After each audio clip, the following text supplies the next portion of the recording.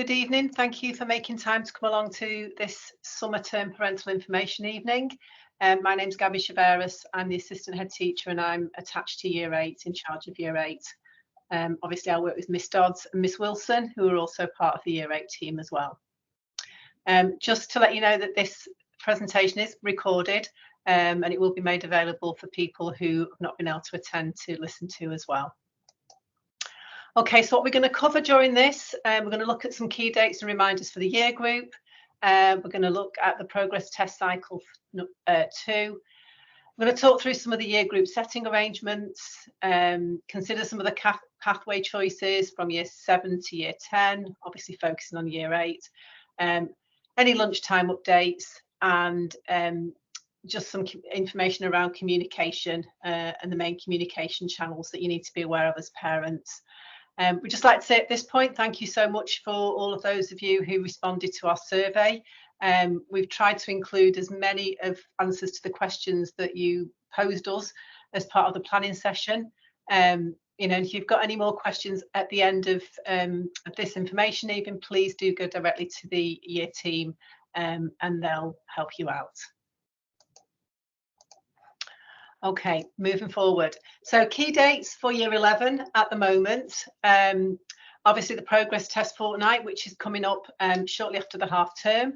Progress tests begin on Monday the 17th of June and run over a 2-week cycle until Thursday the 27th of June. Just some reminders about some key things before I talk in more detail about the progress tests. I'll focus on being ready, just a reminder about uniform and equipment, some ways that you as parents and carers can support with that, helping your child to prepare their uniform the night before, ensuring they look, have a quick look at them before they leave the house, make sure that, you're happy with how they look and that they're conforming to our uniform standards. Very important that they have a school bag with all the necessary equipment in, pen, pencil, ruler, all the exercise books they need for the day. And, we do like our students to wear their uniform with pride. We do consider ourselves a community, and actually being part of that community helps students to flourish academically and emotionally if they feel part of something bigger. So what we're going to cover today, I'm going to talk about now some progress test information. I've said already that they're going to take place between the 17th of June and the 27th of June, and we've already started to prepare young people for this already. I think we started last week talking to them in assemblies about home study. They will, or they should have already received their home study booklets, and they're going to be working with form tutors and subject staff to plan their approach to the progress test. It should also have been emailed out to parents, but we just wanted to share with you a rundown of the booklet and the process that students will follow. So planning for progress tests is really important. Why is studying an important skill? Well, it improves our confidence. It helps us feel better prepared for future and study events. It makes young people feel empowered, and it adds value to their schoolwork. It builds new skills, helps to develop curiosity and creativity, helps to become a lifelong learner, it improves memory, and it develops wisdom. So why do we complete progress tests? It's about our learning environment. We do everything we can to empower our young people and get them to have healthy habits for life. It's a key repetition, embracing struggle, and they're all key ingredients for learning. And it's important that their learning environment is calm and focused, that they develop some habits and routines, and that they embrace the struggle. It's not easy to learn. It's not meant to be easy to learn. And as you all probably know, the more mistakes we make, the more we learn from those mistakes. So it's about not being, not giving up when things get difficult, because they will get difficult, but building that resilience to keep going when things are harder. So we talk to our students a lot about the memory model, about how we learn, making sure if the environment is calm and focused and is driven by habits and routines, it all builds into how our memory works. In terms of our sensory memory, it's what we hear, what we see, what we smell, what we taste, and what we touch. That then sits at the front of our brain and eventually is taken back into the short-term memory, and eventually becomes part of our long-term memory, and we keep reworking that with rehearsal and retrieval. So as part of what they do, part of what students have been doing in form times, we have different focuses around different strategies that students can use to help them to revise. And the idea is that over the course of their time with us, they will build up a toolkit that they're then going to be able to use in their GCSEs. So in year 7, they focused on mind maps, so all of year 8 will know how to do mind maps as part of the revision. This year the focus has been on question and answer revision cards, so students are encouraged to make revision cards for themselves, but also incorporate those skills of mind maps as well. In year 9, we'll then move on to summary revision cards, and then in year 10 we encourage them to look at things like GCSE pod and make things like Cornell notes. But obviously for year 8 at the moment, it's those 2 things that they should be working on, those 2 things that they know already. In terms of our learning cycles, obviously we are on learning cycle 1 was through the autumn term and into the spring term, and they did some progress tests at the beginning of the spring term. We're now coming to the end of learning cycle 2, and the progress tests will take place, as I've said already, next half term. So we always remind students about being a scholar. We use that word a lot in our assemblies and in class. And being a good scholar isn't just about what goes on in the classroom, it's about what goes on at home as well. And that is homeworks and revisions and anything else that they do at home that supports their learning at school. We talk about the importance, first of all, of having a plan. Planning when they're going to do their revision is really important. We're in the process at the moment of sharing with students their summer study timetable during form time. During this, we ensure that students have got their plan, their timetables completed, and that they've worked out when their exams are going to be and how they can incorporate their study into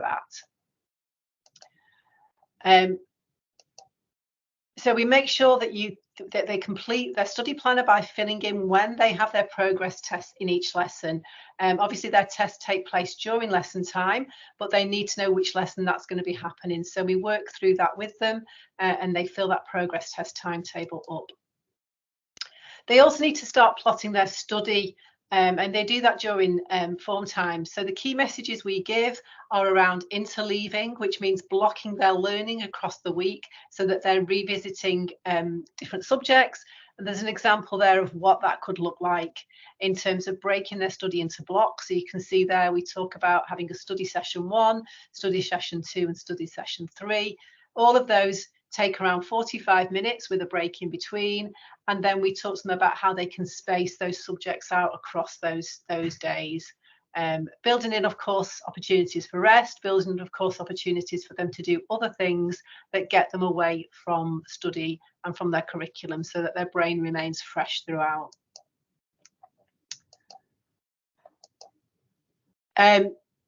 In terms of preparing for progress tests, we know that some of that knowledge will be really, really secure. There might be things that they know really well already, but they need to also understand that some things will have to be revisited. And this is how we want students to use the study booklet. We ask them to rate their knowledge on different subject areas. So that basically means that if they're not confident with something, they colour it red. If they're okay and they have some understanding, they colour it in amber. And then if they're really, really confident with it, we suggest that they do that in green. Obviously, that leaves them with a plan of what the things that they need to approach, how they need to approach it. So they can be specific about where they need to place their energies. Obviously, everything that's green is secure. It might just need a cursory read over, but those things in which they rate themselves as red and amber, they are going to need more time and more space in order to make sure those areas are secure in preparation for their progress test. So you can see there, making specific the different subjects, the different topics that they know they're going to have to spend time on is really important. We talked to them also about organising their resources. It's really important that they have a quiet place to study. It's really important that they have all the resources they need. So things like, revision cards, highlighters, pens, pencils, and getting their equipment ready is part of the process of study. Their exercise books, obviously, is where they're going to find most of their study materials, and they should have been making really, really good notes during their lessons that they can go back to. There are also some online sites that students can visit, and that is all available for them to see on our Chiltern High School Home Learning and Study site, and also within Microsoft Teams. And students have been shown where these things can be found. It's really important that they organise their resources, that they know exactly what they're going to use and how they're going to use them. And like I say, all those revision strategies can be found on the site as well. So how can you support your child with home study? We use the Scholar Habit of Home Study to support students in developing highly effective study habits. Following these habits will support them in remembering knowledge in their long-term memory and achieving success in their progress test. There's a guide here that you can help them with. You can see there, how can I support my child with home study? And it just outlines all the things that I've just talked through in terms of evaluating their success at the end and looking at their progress. Okay, so moving on to year group setting arrangements. Parents are often interested about how we set students and whether we set students. So just as an overview, in 7, 8 and 9, the foundation subjects, so that's everything apart from English, maths and science, is mixed ability. Okay, so there is no setting across foundation in years 7, 8 and 9. By the time they get into 10 and 11, once options have taken place, there is some setting in modern foreign languages. In terms of English, we don't need to focus on year 7, but we can look at years 8 and 9, which are relevant to you. So English setting is, oops, sorry, skipped one there. So years 8 and 9, there are basically, it's banded rather than set. So groups 1 to 4 in English would make up the top band. So anybody who's in group 1 to 4 is in the top set. Okay, we have so many students in our year groups that we can make top sets, 4 top sets within our banding. Groups 5 to 8 make up the mid band, and then groups 9 to 11 make up the low band. And every group within each band is identical in terms of ability. We do try and mix it. We do try and make sure there's a gender balance, etc., so that there is some balance there within those groups. Maths setting, again, in maths, we set students according to ability. It starts in year 7, continues through to year 11. It's not linear, again, like English, it's banded rather than linear.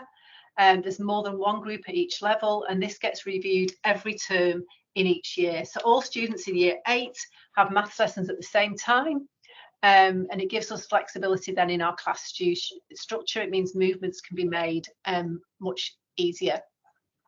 It's based on internal and external assessment data, performance in class, and also teacher judgment. So a progress test result is not the only thing that's used in terms of placing a student within a set. So you can see that in year 8, groups 1 to 5 at the top band, 6 to 9 in the middle band, 10 to 11 the lower band. And then obviously thinking about next year for your young people, in year 9, groups 1 to 4 top band, 5 to 7 upper middle band, 8 to 10 lower middle band, and then there's a group 11, which is the lower band. And obviously the progress test that young people are doing this summer will inform setting for year 9 in English and in maths. Science setting, slightly different. In year 7, it's totally mixed ability. In years 8 and 9, progress test data from year 7, January and June, along with teacher judgment, will be used to stream students into banded classes. Okay, so pathway choices. Obviously, year 8 have just over this past couple of weeks been choosing their art electives. That has been a process whereby they've been asked to decide which art subjects they would like to focus on for year 9. And that information has now been collated, and obviously the groupings will be put together and inform the timetable for year 9. Just a little bit of a mention about food and the canteen. Parents had asked about some of the changes been made based on feedback from students. So changes have been made through discussions with students around menus. They said, can we have more pasta and sauces, more curries, more a roast dinner day, special theme days and fish fry days. So this is how things look now. We have a different curry every Monday, new pasta and sauce range on main counter and hot deli every day, Italian days every Tuesday. We have a roast dinner with all the trimmings every Wednesday, and Thursdays are destination days, so a special menu from a different country each week. Mexican apparently was really popular a few weeks ago. And then Fridays is fish and wedges. So those changes were made in response to student feedback, and hopefully they're enjoying those. And next time we take some feedback, they'll probably give us some more things that they like to have.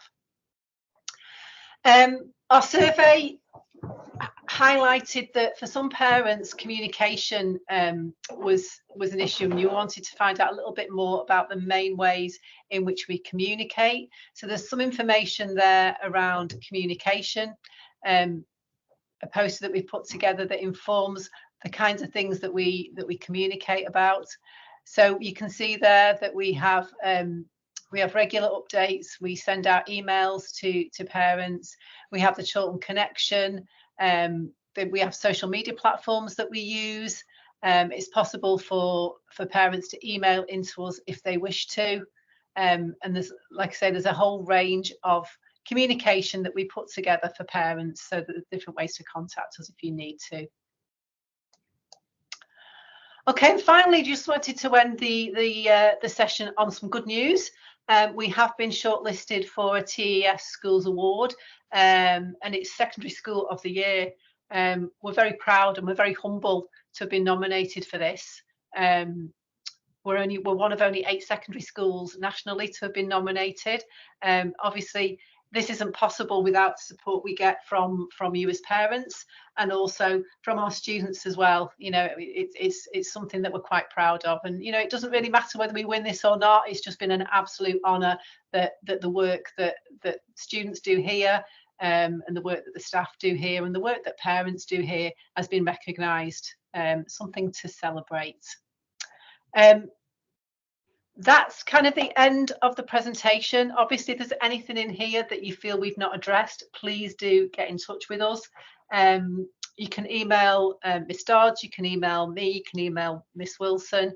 And obviously, if there's anything in particular about any students that you'd like to find out or have a conversation about, please do get in touch. Hope you enjoy the rest of your evening, and let's get the rest of this year done.